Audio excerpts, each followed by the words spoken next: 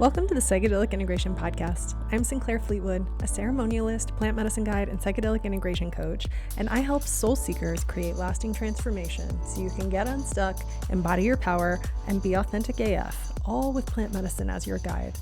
If you're ready to go beyond visuals and get a vision for your life, if you know the end of your ceremony is just the beginning of your expansion, then this show is for you.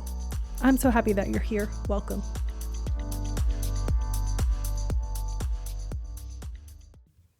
Hello, family. I'm Sinclair Fleetwood. This is the Psychedelic Integration Podcast. Thanks for being here. Every week, we get together and we talk about building capacity, expanding your horizons. How do you walk with the wisdom that you're receiving from plant medicine and psychedelics? How do you get the wisdom in the first place? What do you do to get your heart in alignment with your life and vice versa? How do you get your brain and your nervous system to be friends with your heart and your emotional wellness? And how do all of these systems come into holistic harmony?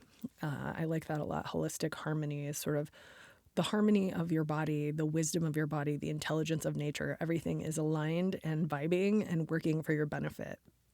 A lot of us are existing in kind of chronic fight or flight, chronic activation, stress, worry, urgency. I need to be somewhere else. It's not going how I want. And there's a problem and I need to solve it. And the problem is me.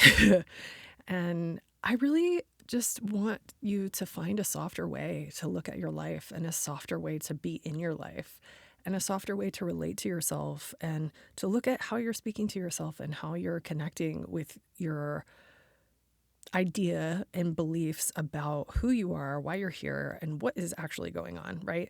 So that is really what integration is asking plant medicine to come be your guide, be your sacred, ancient, wise guide, to be your partner, to help you remember your innate nature, that you are divine, that you are light in a body, right? And to help you develop trust in life and trust in the unknown. And trust that whatever has arisen in front of you in your present is here to help you, right? And it can be really hard to feel safe when things feel messy. If you already don't feel safe and then things start to get worse, it feels so overwhelming and so scary. And we get in this state of chronic activation in the nervous system. And if you are a person who leans toward needing to control things, you have perfectionism, you're a people pleaser, you have a strong inner critic, you are an overachiever. Control is probably a thing that is maybe has served you in the past, but maybe isn't serving you anymore. And as you're walking on this path of spiritual awakening and opening your heart and opening your mind, whether you're using plant medicine or not, control and grasping on and needing to be managing everything, it's just like this energy of clenching, right? It's like, because we feel like if I let go or I stop spinning any one of these plates, my whole life is going to crash around me. Or what if I don't get this thing that I desperately need? And the medicine is inviting you to learn to trust life, to learn to get comfortable with the uncertainty, which is what we're going to talk about today. So, as you may know, if you listen to the show, we just finished our beautiful resonance retreat season. We had 3 amazing retreats this year. It was so beautiful. Every time we do it, I'm just like, oh, I love this so much. And well, the team was getting a little bit sad of like, oh, we're not going to have any more retreats until April. So we decided to plan a single day, 1-day retreat, October 25th. We will be lighting the sacred fire one last time for this year, Scorpio season. We're going to get a little witchy with it. We're going to get a little invite the serpent energy of resurrection, the energy of rebirth to come. And we would love for you to join us if it feels aligned. You can go to my website, sinclairfleetwood.com/events, click on book a call. We'll have a little chat. You can learn everything about the event and whether or not it's a good fit for you, and book your spot. So we are so excited to be offering this one more time. We just can't stop. We can't stop, won't stop. We love to sing and gather the family around the fire and hold these transformative spaces so that you can really do the integrative work of moving with spirit in the family container. So if you want to join us, let me know. It's also a beautiful time to jump into the Nest. Nest is my group integration membership. It is a small, intimate family. We meet every Wednesday at 7 p.m. and do the work of integration. If you like this podcast, it's a really beautiful way to walk with the wisdom that I talk about on this show. There is a digital course included where you have step-by-step curriculum to go through to learn how to implement some of these ways of thinking and this belief system, practices to work on in yourself that you can use in your daily life. And we have a Telegram group, so you're never more than a cell phone away from getting support, being seen, holding space for others. It really is a family, and we would love to have you join us. If you're interested, go to my website, sinclairfleetwood.com/nest. You can also work with me one-on-one. If you feel stuck, you feel overwhelmed, you feel confused, you need some super extra support, one-on-one coaching is perfect for that. So go to my website, look around, see what resonates with you, and get in touch. I offer free discovery calls, so you can always book a chat with me. If you have questions, you want to find out what's the best fit for me, I'm not sure, that's the place. One of the most uncomfortable parts of the psychedelic path is really leaning into letting go of control. If you are going on this path, you are going to have to learn this. It is unavoidable. It is absolutely necessary, and it is beneficial for your mental, emotional, spiritual, and physical well-being to get comfortable in the uncertainty. That is how you build capacity. And a lot of times, psychedelics kind of activate this in us in a couple of different ways. The first one is inside of the experience, because you don't know what's going to happen. You are literally taking ancient consciousness and walking into the mystery. You don't know what's in there. You don't know what's going to happen. You can set an intention. You can guide and you can steer a little bit. But ultimately, the medicine is going to take you where it's going to take you. And often people have really challenging experiences with the medicine because of the resistance that they have to letting go and going with the flow and being like, okay, I'm willing. I am ready. I am willing to look at whatever I need to see. I'm ready to feel. I am willing to let this take me and show me what I need to work on, what I need to experience to get into it, right? A lot of people don't know that they have this resistance until they're in the journey, and then maybe they haven't done the work to prepare, to cultivate willingness, to create this understanding of, okay, I'm going on the ride. And then you come up to this resistance and it's really challenging and it creates a lot of fear, right? And it's okay. That's normal. It's normal to be afraid. It's normal. Like, doing these trust falls with the universe and with the medicine there is an element of fear in it.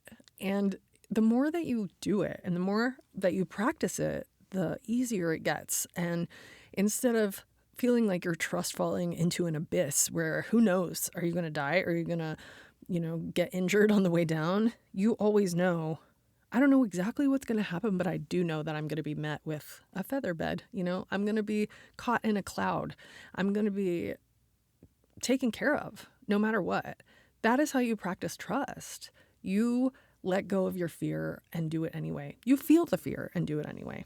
So inside the journey, there can be a lot of fear of letting go, inability to let go, inability to release control.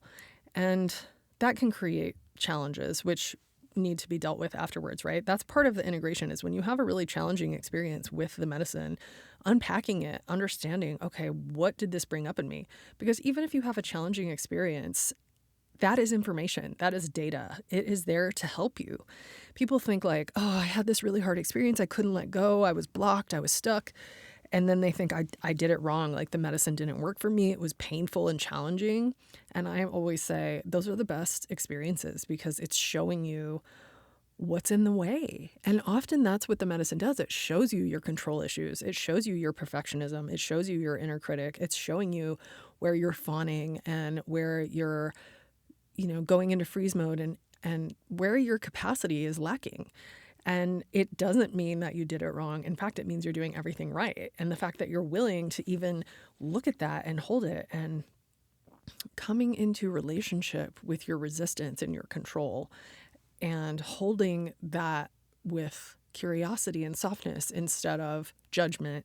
And I mean, the judgment is what's really the problem. It's like, What's happening in our lives is not the problem. It's the way that we react to it. It's the judgment. It's the fear. It's the storytelling. It's the narrative that you create that says, my life is supposed to be this other way. That's resistance. When you are constantly telling yourself that it should be some other kind of way, that you're wrong, that you did it wrong, that you should be on some other path. If you could be, you would be. Like, you're here because this is what was supposed to happen and this is how it's supposed to be. So letting go of control of needing it to be different, letting go of control of the unknown, because you can't control the unknown. You don't know what's coming on this river of life. So you can be floating down the river of life, terrified, holding on super tight, wearing a life jacket. You got goggles on. You're like, I'm going to die at any minute. That's one way. Or you can be trusting the river and enjoying the ride. And instead of clenching and holding and being activated, you get to say, oh, this is fun. I like this a little bit, because fear and excitement actually feel the same in the body. It's an activated nervous system. Fear and negative activation is when your thoughts are anxious and fearful and worrisome and, ruminating and like obsessive compulsive thinking, rolling over this, like, I don't know what's going to happen. What's going to happen? What if this happens? What if this happens? What if this happens? In a fearful way. But when you have the same feeling in the body and your thoughts are, how delightful. Your thoughts are curious. You're like, ooh, what if this happens? Or what if this happens? Or what if spirit surprises me with this happening? That feels a lot different because of your thinking, right? So you can struggle with not knowing, or you can vibe with not knowing. You can be afraid of what's coming in your healing journey or your relationship or your life purpose or your mission, or you can be totally thrilled with every twist and turn. It's just what you decide and the story you decide to tell yourself. It's really that simple. So the kind of the unspoken struggle of this is, it's really like fear of death, right? It's fear of impermanence. It's fear of change. It's lack of control, and it's attachment to outcomes, like I was talking about a couple weeks ago. If you missed that episode, it's from 2 weeks ago. It's outcome independence, and it talks about letting go of the need to control the outcome, right?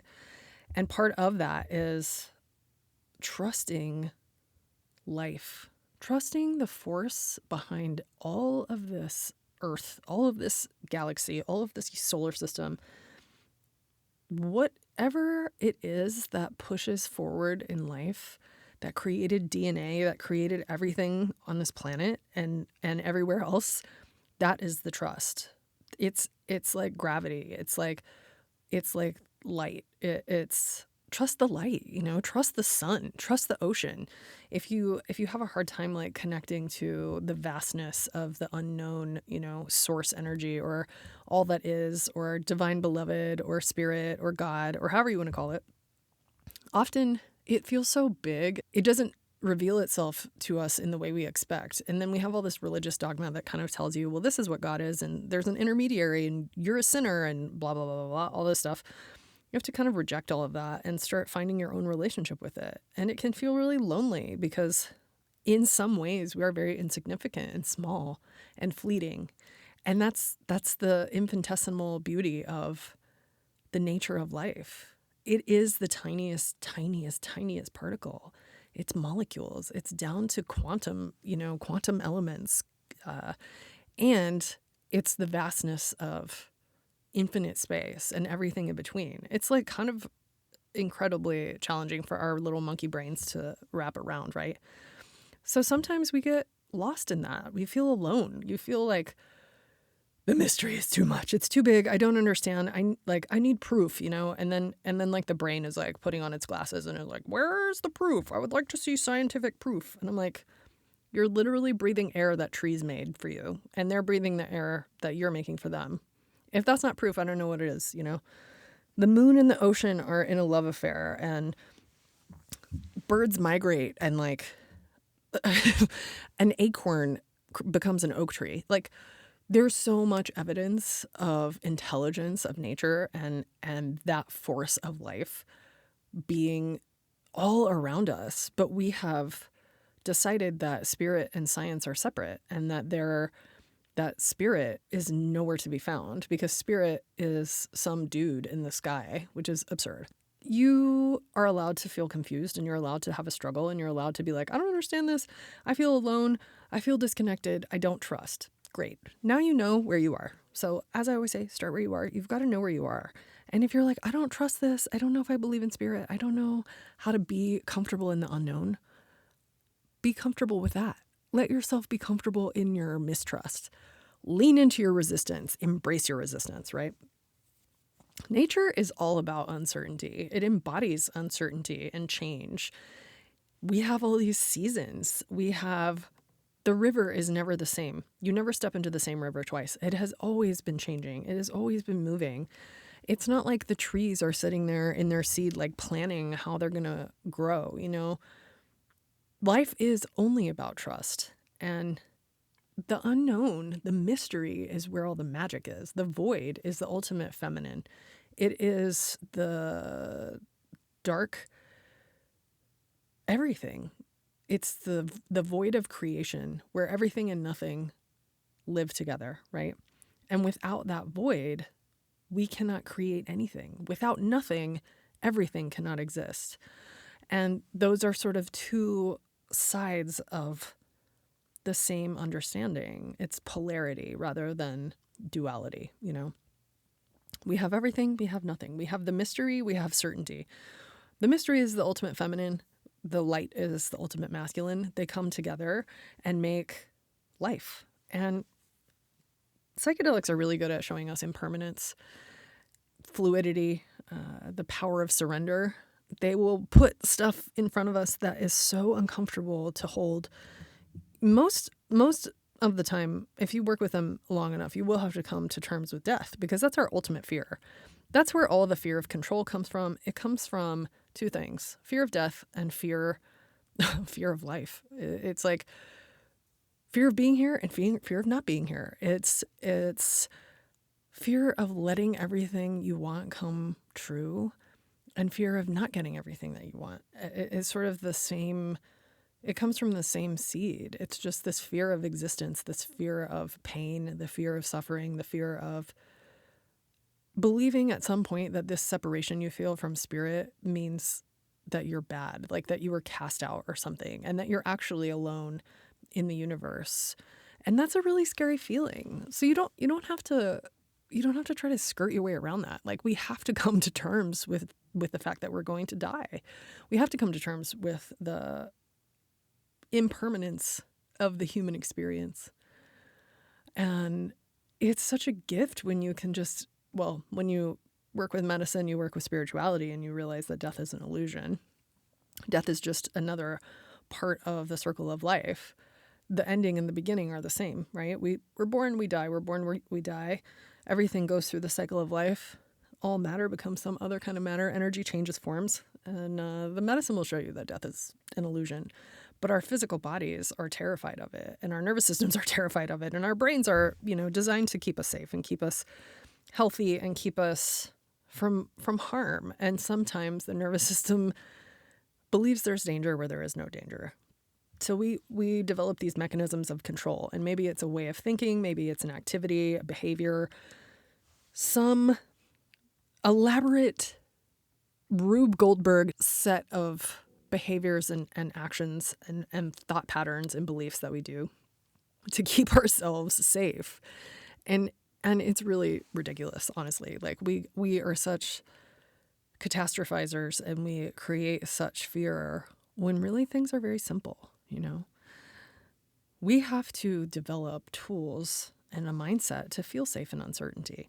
We have to shift from a fear-based reality and reacting to everything that happens with heightened fear and, catastrophizing and things like that, to curiosity and trust and softness and laughing at the ridiculousness of the human experience, right? And how you do that is connecting to your inner guides, your spirit guides, your relationship with your highest self. I like to call it my elder self, because my elder self is the wisest queen ever. She is so smart, and she's often kind of looking at me with such sweet motherly, like, oh, honey, I wish you knew what I know now. I call on her often, connecting to ancestral wisdom, looking at nature for guidance. Nature is the most tangible proof of spirit that there is. It is the way to find a connection to spirit. Nature. It's right there.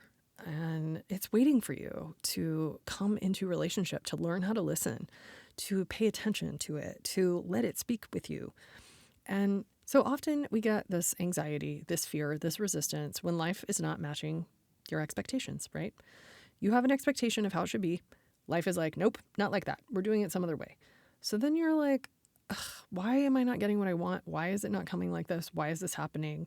And we start creating this compulsion to control, the compulsion to control the outcome, overplan, force clarity, move too fast, urgency, just all the ways that we're just like clenching and going too fast and trying to force things to align to this plan that is likely not even yours. Do you ever ask yourself, like, why do I want this thing? Whether it's a relationship or a job or a house or whatever. If you ask yourself why, keep asking. Do a journal exercise where you're like, what is this thing that I think I need or I want? And keep asking yourself why until you get to a place that feels really true. And often you will get down to a place that's either something like, because I actually love myself, or because you're like, because I think I'm not worthy, or I think I need this thing to feel worthy. And that belief does not come from you. It is not our inherent belief that we're not worthy or we're not divine or we're not deserving. That comes from the matrix, the program, the Maya, the system telling you it's capitalism. Like, you're not good enough. You don't deserve this. And they also incept you with, here's how to be a human. Go to school, go do sports, do college, do whatever, follow this path, get a job, get a house, get a wife, get a kid, then work for 40 years and retire. And then you can enjoy yourself. Like it's the so-called American dream is really a pathway created by consumerism. We're human beings. We're not meant to spend our entire lives hustling for money.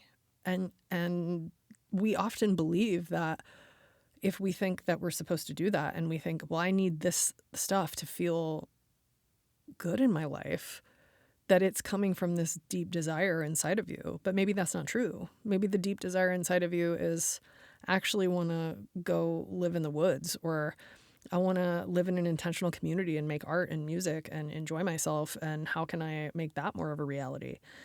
And we also live in the real world, right? The world that we live in currently is a capitalistic consumerism based society. And we have to find ways to make money. We have to find ways to live in cities, and, not everybody is going to quit their job and go live in a commune. Like, I'm not suggesting that that is an option.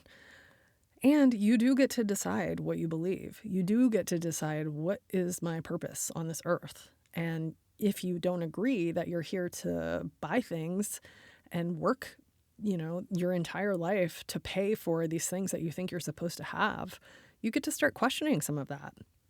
And when you start questioning, and especially if you start questioning and using plant medicine at the same time, you will start dissolving your ego attachment to your identity as you currently know it, right?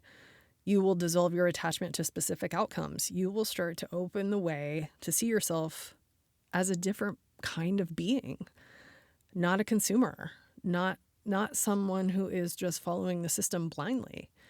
How can you have a foot in both worlds? How can you be a spiritual practitioner of your own wellness and also make a living and support your family and enjoy your life and, buy cute outfits or whatever? Like, I'm not saying any of these things that we do are bad. It's not bad to own a home. It's not bad to go through the life that you have. Is it serving you? Does it feel good? And are you yearning for something else, something more? Because you actually want it, because it's aligned with your soul purpose, it's aligned with your heart, it's aligned with your mission to grow as a spiritual being? Or do you want it because you've been incepted to want it by the consumerist culture that we live in? Those are questions to ask yourself, and you get to decide. And the medicine can help you figure this out, So often we think that the healing that we're looking for is going to look like we get everything we want. We never have any challenges. We don't get upset. We don't get depressed. We don't feel anxious. We're doing our highest expression inside the system, inside the container that we live inside. And I would argue that true healing is capacity to stand inside the chaos in power, in resilience. I would argue that true healing is integrating paradox that lives inside of you. I would argue that true healing is doing a trust fall with the universe, living for the delicious unfolding, reveling in it, knowing that everything is impermanent and our only truth is presence. What's happening in this moment? Ram Dass said, be here now. That's the answer. Be here now. Control is an illusion anyway. It's a construct of the mind that tries to help us feel safe, but it creates a false sense of safety, a false sense of security, a false sense of permanence. If you have a mind that can feel comfortable in the mystery, that can rest in the mystery, that is a witness instead of getting on this crazy train of wherever your mind is trying to take you and whatever stories your activated brain is telling you, you can start to look at the unknown as your muse, the uncertainty and the unfolding and the unfurling as ground for insight, for creativity, for building, for trusting your intuition, for learning to work with your intuition. One of the things I teach inside of my Nest container is how to work with your intuition, how to get to know your intuition, how to trust your intuition. It's a practice, and it's not certain. It's not a sure thing. It's something that comes over time as you begin to trust yourself, as you begin to develop your relationship with your self-worth, as you look at the ways that you speak to yourself, as you do some digging into the belief system that you're holding on to that says, I'm not good enough without things looking exactly like this. I'm not safe unless I know exactly what's going to happen. I need to know the plan. I need to have a plan. I need to know the plan 20 steps in advance. The path appears as you are stepping onto it, when you are creating a path that is blazed by you. If you're following, the cookie cutter path, then yeah, maybe you need to know the plan. And how many people who are here have done that and it didn't serve you, it didn't fulfill you? I have so many clients who did everything right, quote unquote, right. They achieved, they got degrees, they became highly respected professionals in their fields. And they are sitting in the same circle as everyone else going, the money didn't do it for me. The relationship didn't do it for me. The house didn't do it for me. Having all of the stuff didn't do it for me. All of that stuff was stuff that I tried to achieve and have control over because I didn't feel worthy.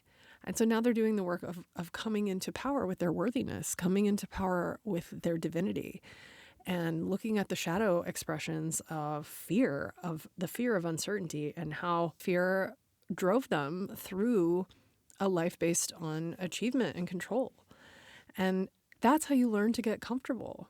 You start practicing presence. You start looking at the story that you carry of who you are and what that means, the narrative that you have been repeating to yourself your whole life. What if none of that matters? What if everything that you've lived up to this point no longer exists? Because that's really the truth of it. The past doesn't exist. The present exists. The future does not exist. The present is the only thing that actually exists. Everything else is a memory or a story. And that means the whole thing is unknown. And it's editable, it's malleable. And it's our job as seekers, explorers, and carriers of the wisdom of the heart to ask, what does it feel like to let go of needing to know? Why do you need to know? What is needing to know giving you? Those are some questions to ask, maybe some journaling to do. What does it feel like to let go of needing to know? And the best way, I think, to be reveling in the present is to celebrate the good things, the little things, to surrender to the beauty of what exists in this moment, to offer gratitude for all of the things that you don't know, for all of the things that you have not gotten that you thought you wanted so bad, for all of the things that are not arriving because you're not ready for them, or they're not meant for you in that way, or there's something better, how much of your own suffering is being created by your attachment to an expression or an outcome that you think you need. How you cultivate comfort with the unknown is being present. And how you cultivate presence is returning to it over and over and over. We wander. Our minds wander. Our brain is on a crazy maze ride from the moment we wake up. Most of us, it just is like, okay, what about this? What about this? What about this? Do this, do this, do this. And we have some routines and we have some things we have to do and we have some habits, but most of it is the brain creating something like 70,000 thoughts a day. And our job is to come back to the present moment. Come back to relationship with nature. Go outside. Get some sunlight on your face. Get some air in your lungs, some fresh air. Get out of your daily routine of being the way you were yesterday and the way you were the day before, and start doing things a little bit differently. Start trusting that these mechanisms of control that you're operating under, you don't actually need them. One of the most powerful ways that I proved this to myself was really in one of the scariest times of my life, when I was in the midst of my big forest fire of leaving my old life and having no idea what the hell I was doing or how things were going to move forward. I forest fired it up. I was like, I quit my job with no plan. I had bills to pay. I had an apartment to pay for. And I just could not do it anymore. And it was the beginning of this sort of descent into letting go of everything. And it was really scary. And there were so many times where I was like, this is dangerous. This is stupid. I am being stupid. And things just kept opening. Money would arrive out of nowhere. And I kept being okay. And I kept having enough. And then I decided I was going to take some money that I had gotten and go be irresponsible with it. I got in this really bad car accident on my way out. It was one of my big cosmic bitch slap moments, where the universe literally punched me in the face with a car. It broke my nose, broke my face, broke my life. And it was an ultimate just bang pow moment of surrender, deep surrender of like, I don't have any power. The way that I have been trying to duct tape my life together is no longer working. I ended up moving back in with my mom at age 39 in my hometown. I was devastated. I was at my lowest, and from that place is where I was able to stop drinking and step into that uncertainty. And I got a settlement from that car accident that was a large enough sum of money that I was like, okay, this is going to be my nest egg. I'm going to be able to start over with this, and I should do something responsible, like move to a city, get an apartment, buy a house or something, like use it, invest it in some way. And my heart was like, when are you ever going to get the chance to do something else? When are you ever going to have enough money to not work, to not go to work, to a 9-to-5 job? Like, when are you ever going to have the chance to do something that feels completely a little bit insane, actually? Like,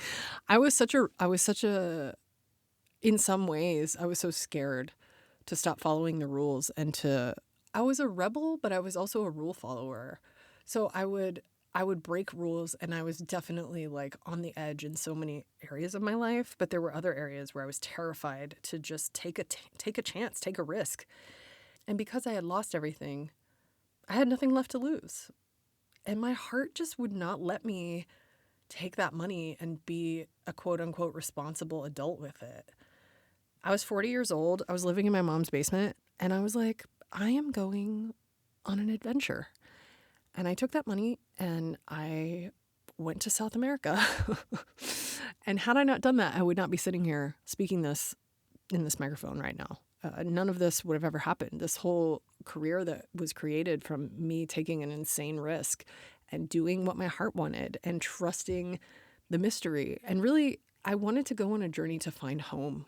I remember I was like, I don't feel at home anywhere. I don't know what that means. I want to find safety and peace and calm in myself. And I'm going to travel and do whatever I want for as long as I can.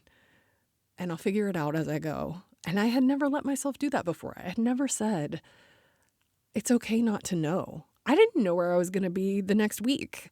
I remember buying plane tickets like 2 days before I was going to use them and waking up and being like, oh, I'm going to go to this beach today, or I'm going to go on this, excursion today with people I just met at the hostel. It was the first place that I went to was Colombia, which, most Americans are terrified of Colombia because of all of the things we've heard in the media. And I love the movie Romancing the Stone. So I was like, I'm going to go to Cartagena. And I did by myself. I had never really traveled. I had traveled in Europe a little bit by myself, but I had never traveled alone before. It was so many firsts for me. And all of it was so unfamiliar and unknown. And I was really afraid.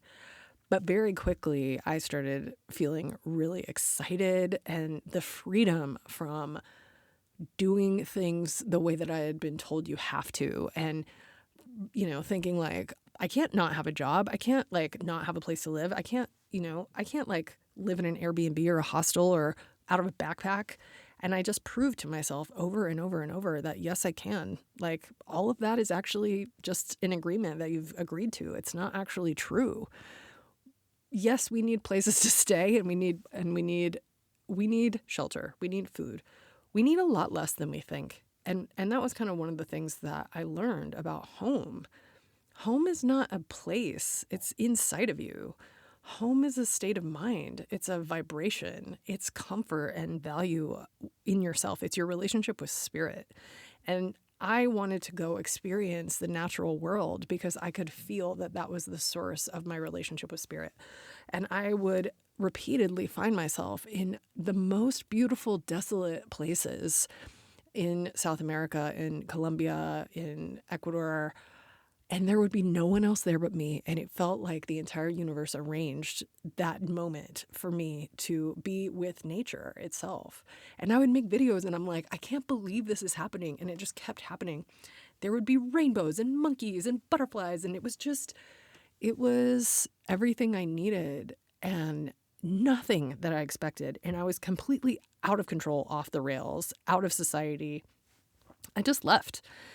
And it's because I was so miserable inside of that system that it was impossible for me to keep going inside of it the way that I was.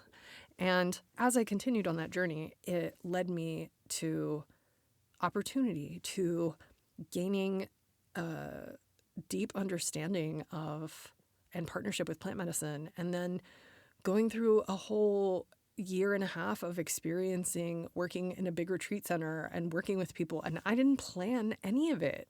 I never would have planned it. It wouldn't have been possible. It just kept happening because I kept choosing with my intuition and choosing with my heart and saying yes when I felt it and following the synchronicities and letting spirit guide me, and it continued like that. And it still continues like that now.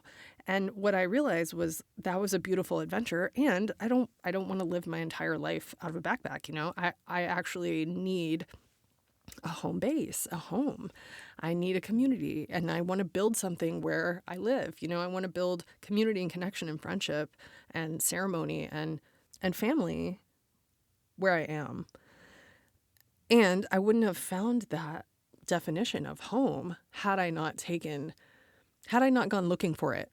And if you've ever read The Alchemist, I highly recommend it. If you've not, I love that book. It's really a story of finding everything that you need inside of you, exactly where you are. But you have to go on the journey, right? You have to go into the unknown. You have to take the twists and turns. You have to be willing to let go and get comfortable in the uncertainty. And that's where the magic happens. That's when you're letting spirit take you on a journey. That's when you're letting your higher self be like, haha, finally, I'm in charge now. I'm doing the choosing and you're following me. And it feels so good and so easy and so safe to trust yourself when you start letting go of control and letting go of this idea that you're not good enough, that nothing magical will happen to you, that spirit isn't real. It will prove to you that it is if you let it in. But if you're standing behind a wall where it's like, oh, none shall pass, it can't get in. The mystery can't get in if we won't let it in. It will try its hardest, but some people spend their entire lives completely blind to a deeper experience of the world. And that's okay. That's where some of us land, and that's okay. I spent most of my life like that. It's only been the last 10 years where I was like, oh, something more is afoot, you know? And it's a long road sometimes to get to that place where you feel comfortable saying, I'm just going to let go of the wheel and see what happens. And it doesn't have to be burn your life down, quit everything, go on a, epic South American adventure. Like, that was my story, but that doesn't mean it's going to be how it is for you. And that's really the work that I do with people, is coaching them and guiding them through their own version of trusting the mystery, trusting life, making the big decisions, sitting with medicine, and then taking that deep clarity that you get when you know in your heart, I have to change something. I'm the one that walks them through, okay, what does that actually look like? How do I do this in my life?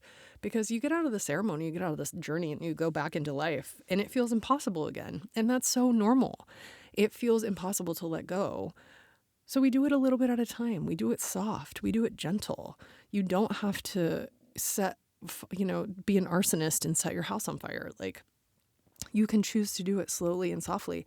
And I will say that the small, consistent changes that you do, where you make a little change and you do it consistently, and then you stack another habit on that, and then you stack another thing on that, and you just shift a little bit at a time and just keep showing up, that's how real change happens. We can do big things. We can do extreme things. They don't usually stick. It depends on what kind of person you are, but usually if you swing really far in one direction, your systems are going to be like, oh, I got to better swing really far in the other direction. And that's one way to do it. I definitely have a tendency toward that, slapping the pendulum, as I say. But it doesn't have to be like that. We can do it slow, we can do it soft, and we can do it gentle. And I like working with medicine and spirituality in soft ways because I want things to actually change, even if it takes longer than I expect. This urgency and this idea that you have to do things quickly is false. It's made up, and it puts stress on you, and it makes you feel like I'm behind, I'm missing out. But none of that is true. It's you're exactly where you're meant to be. And you have to keep telling yourself that. How you trust the mystery is to trust the present, trust where you are, trust the medicine, trust what your heart tells you, trust your intuition, and trust that the opportunity that you need will appear right when you're ready to find it. And you don't have to go looking for everything. You don't have to force it. You don't have to create your destiny. Your destiny is unfolding as you're walking it. It's a much more gentle and soft process. You may not receive an answer from the universe in the way you expect. That's how it works. But you're always getting guidance if you learn how to listen. If you can trust that the unknown is not empty. It's full of possibility. It's full of magic. It's full of creation. It's full of anything you want. And you're never alone in it. And just because it doesn't look like what you think does not mean that magic is not occurring currently. So if you want to learn more about trusting the unknown and digging deeper into your own heart, come work with me one-on-one. Come to one of our events. Jump into the nest. We can move through uncertainty together. I can teach you how to walk the dimension of the unknown and look at it as a place for magic, a place for alchemy. It's a cauldron where you get to create your own potion for life.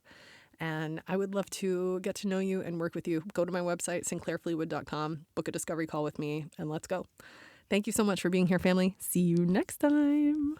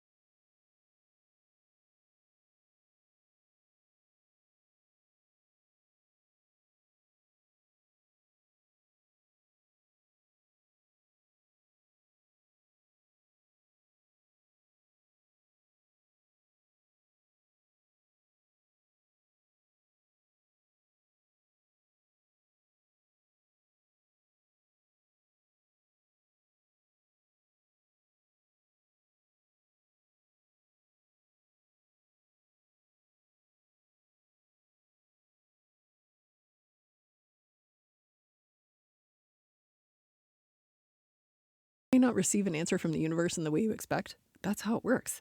But you're always getting guidance if you learn how to listen. If you can trust that the unknown is not empty, it's full of possibility. It's full of magic. It's full of creation. It's full of anything you want.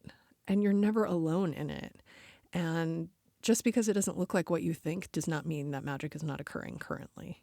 So if you want to learn more about trusting the unknown and digging deeper into your own heart, come work with me one-on-one. Come to one of our events, jump into the nest. We can move through uncertainty together. I can teach you how to walk the dimension of the unknown and look at it as a place for magic, a place for alchemy. It's a cauldron where you get to create your own potion for life. And I would love to get to know you and work with you. Go to my website, sinclairfleetwood.com, book a discovery call with me, and let's go. Thank you so much for being here, family. See you next time.